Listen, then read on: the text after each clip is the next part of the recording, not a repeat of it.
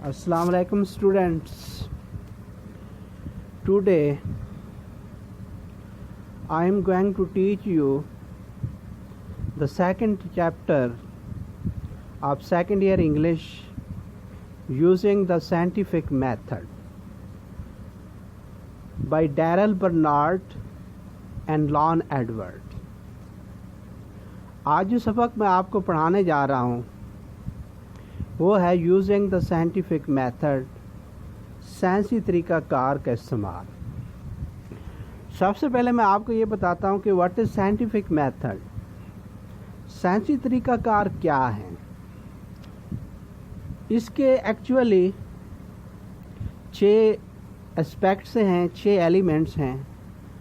साइंसी तरीका कार में सबसे पहले ऑब्जर्वेशन होता है।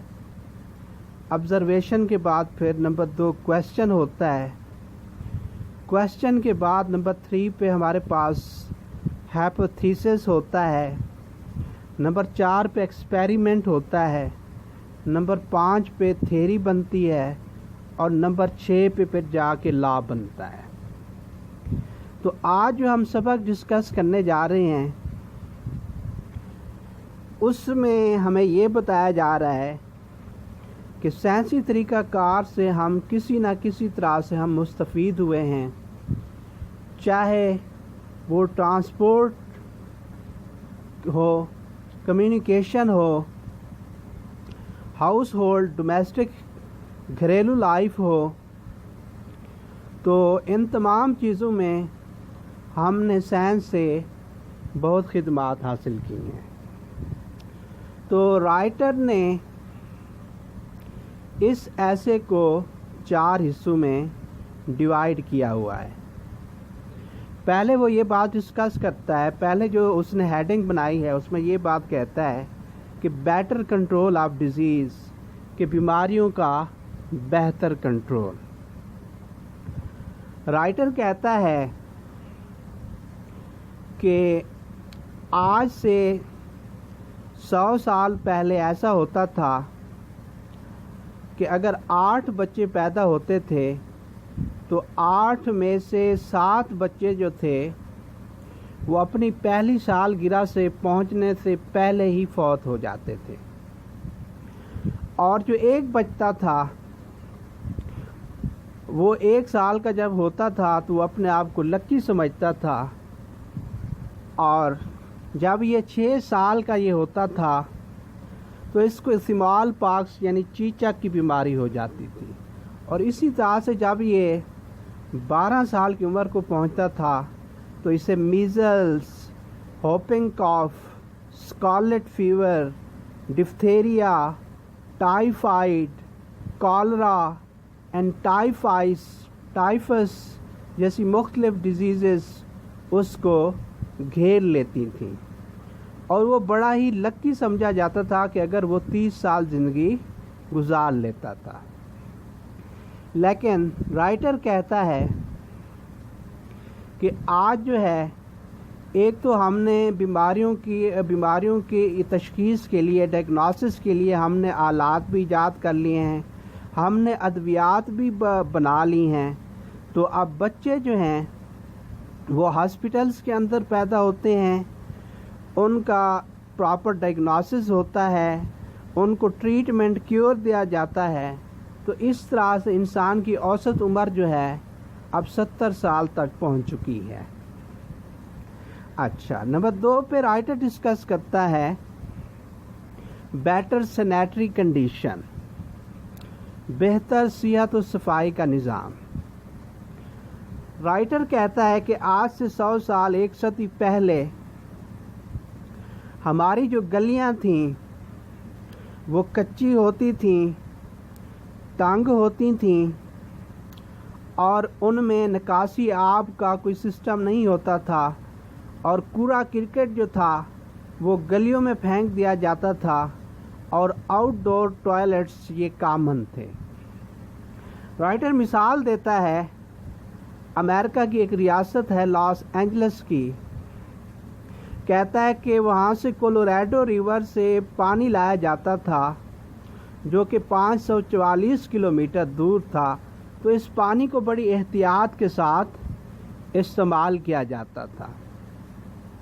لیکن آج جو ہے، آج ہماری جو گلیاں ہیں وہ پختہ بھی ہیں، ٹھیک ہے، اور اس کے علاوہ جو سیویج کا جو سسٹم ہے اس کو سیلڈ پائپ کے ذریعے ڈسپوزل پلانٹس کے تک منتقل کیا جاتا ہے، اور ہمارا جو صحت و صفائی کا نظام ہے اب بہتر ہے. اس کے بعد رائٹر جو ہے وہ ڈسکس کرتا ہے مور فوڈ اینڈ بیٹر فوڈ. پہلے خوراک جو تھی ہمیں ہر موسم میں، فوڈ جو تھی، خوراک جو تھی، یہ ہر موسم میں دستیاب نہیں ہوتی تھی، اور ہمارے پاس خوراک کو سٹور کرنے کے ذرائع بھی نہیں ہوتے تھے. تو اب جو ہے سائنس کی وجہ سے ایک تو ہمارے پاس آلات آ چکے ہیں، زمین میں ہل چلانے سے لے کے فصل کے کاٹنے تک اب جو ہے ہم آلات کا سہارا لے رہے ہیں. دوسرا، ہمارے پاس ادویات آ چکی ہیں، اعلیٰ کوالٹی کے بیج آ چکے ہیں جن کی مدد سے ہم اعلیٰ سے اعلیٰ فصل اگاتے ہیں، اور اب ہمارے پاس ہر موسم میں ہر قسم کی سبزی اور فروٹ دستیاب ہوتے ہیں. لیکن پہلے یہ چیزیں نہیں ہوتی تھیں. اب ہمارے پاس خوراک کو محفوظ کرنے کے ذرائع بھی ہیں، جس طرح سے selecting, grading, dehydration, processing, canning, pickling, freezing. تو یہ مختلف طریقے ہیں جن کی مدد سے ہم اپنی خوراک کو محفوظ کر سکتے ہیں اور اسے کافی عرصے تک استعمال کر سکتے ہیں. اس کے بعد رائٹر کہتا ہے کہ ہمارا جو ایٹیٹیوڈ ہے وہ بہتر ہوا ہے. ہمارے جو آباء و اجداد تھے، ہمارے جو فور فادرز تھے، ہمارے جو اینسسٹرز تھے، وہ سپرسٹیشس تھے، وہ توہم پرست تھے، وہ نمبر 13 سے ڈرتے تھے. اچھا، بروکن مرر سے ڈرتے تھے. اگر وہ کسی مہم پہ جا رہے ہیں، کسی اہم کام پہ جا رہے ہیں اور کالی بلی نے آ کے راستہ کاٹ لیا ہے تو وہ سمجھتے تھے کہ یہ نحوست کی علامت ہے، ہمیں کامیابی نہیں ہوگی. اسی طرح سے اگر کوئی کوا جو ہے وہ دیوار پر بیٹھا کائیں کائیں کر رہا ہے تو وہ یہ سمجھتے تھے کہ یہ کوئی مہمان وغیرہ آنا ہے. اور اسی طرح سے وہ علم نجوم پر ان کا بہت زیادہ اعتقاد تھا. وہ ستاروں کی گردش سے بہت زیادہ متاثر ہوتے تھے. انہوں نے اگر کوئی کام شروع کرنا ہوتا تھا تو وہ نجومیوں کے پاس جاتے، ان سے مشورہ لیتے اور پھر اپنا کام شروع کرتے، اور ستاروں کی گردش کا اپنی زندگی پر براہ راست اثر مانتے تھے.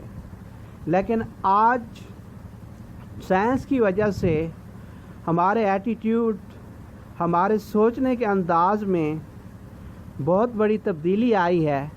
ہم ہر ہیپننگ کے پیچھے، ہم ہر واقعے کے پیچھے ایک لاجیکل ریزن تلاش کرتے ہیں کہ یہ جو واقعہ، یہ جو انسیڈنٹ واقع ہوا ہے اس کی کوئی لاجیکل ریزن ہے. یہ ایسے واقع نہیں ہوا. مثال کے طور پر ہم کہتے ہیں کہ دو گاڑیوں کا آپس میں ایکسیڈنٹ ہوا تو ہم کہتے ہیں کہ اس کی کوئی لاجیکل ریزن ہوگی، یا تو گاڑی کی بریک خراب ہوگی یا پھر ڈرائیور کو نظر نہیں آیا ہوگا. تو اس کی کوئی لاجیکل ریزن ہوگی. ہم black cats, broken mirror, number 13، اچھا کرائنگ کرو، اب جو ہے ہم ان چیزوں پر ہمارا کوئی اعتقاد نہیں ہے. تو امید ہے کہ یہ لیکچر آپ کے لیے ہیلپ فل رہا ہوگا. تو اس کو سننے کے بعد آپ نے ٹرانسلیشن کو بھی پڑھنا ہے، سینونیمز بھی دیکھنے ہیں، تاکہ آپ کو کویسچن آنسر کے حوالے سے مٹیریل مل سکے.